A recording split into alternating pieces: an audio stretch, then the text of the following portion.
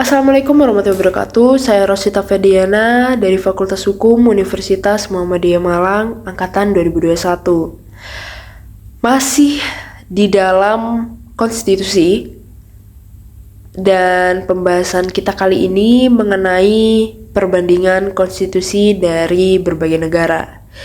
Jadi adanya konstitusi ini tidak hanya di negara kita saja, di negara Indonesia, melainkan konstitusi ini sangat bermanfaat bagi negara-negara tetangga atau lainnya. Jadi ada 4 negara, yakni Amerika, India, Swiss, dan Indonesia.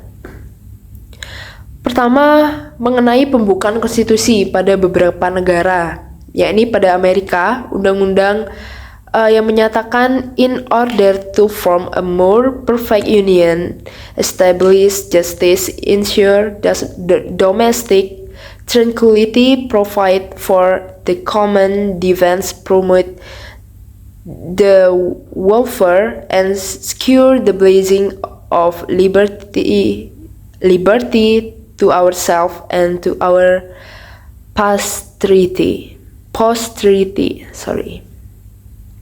Dan yang kedua, pembukaan konstitusi India to constitute India into a sovereign democratic state and to secure to all its citizens justice, social, economic, and political liberty of thought, expression, belief, faith, and worship, equality of status, and of opportunity, and to promote among them all fraternity, assuring the dignity of the individual and unity of the nation. Sedangkan konstitusi Swiss, tujuan negara ini tercantum dalam pasal-pasal menyatakan the object of the confederation is to ensure the independence of the country against foreign nations, to maintain peace and order within its borders, to protect the liberties and rights of the confederate, and to promote their common prosperity. Pembukaan Undang-Undang Dasar 1945 yang berisi untuk membentuk suatu pemerintah negara Indonesia yang melindungi segenap bangsa Indonesia dan seluruh tumpah darah Indonesia, dan untuk memajukan kesejahteraan umum, mencerdaskan kehidupan bangsa, dan ikut melaksanakan ketertiban dunia berdasarkan kemerdekaan, perdamaian abadi, dan keadilan sosial. Maka disusullah kemerdekaan dan kebangsaan Indonesia itu dalam suatu susunan negara Republik Indonesia yang berkedaulatan rakyat dengan berdasar kepada ketuhanan yang Maha Esa, kemanusiaan yang adil dan beradab, persatuan Indonesia, dan kerakyatan yang dipimpin oleh hikmat kebijaksanaan dalam permusyawaratan perwakilan, serta mewujudkan keadilan sosial bagi seluruh rakyat Indonesia. Seluruh materi yang termuat dalam konstitusi di atas menjelaskan dibentuknya suatu pemerintah.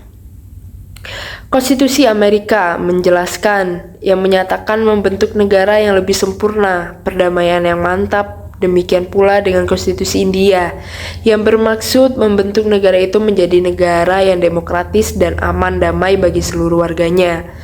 Dalam kehidupan sosial, ekonomi, politik, menjamin kebebasan berpikir dan berpendapat, menghormati kebebasan kepercayaan keimanan, dan di pelaksanaannya ajaran-ajaran agama yang ada di India. Konstitusi Swiss menegaskan bahwa pembentukan negara dimaksud untuk menciptakan negara yang independen, memelihara perdamaian, dan menjaga kebebasan dan hak-hak konfederatif warga negaranya.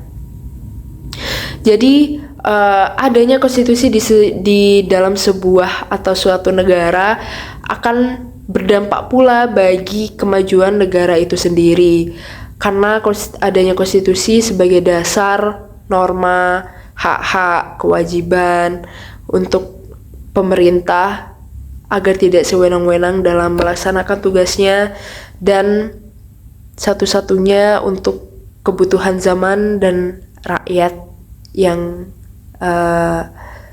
telah diatur oleh sebuah konstitusi itu sendiri. Terima kasih. Wassalamualaikum warahmatullahi wabarakatuh.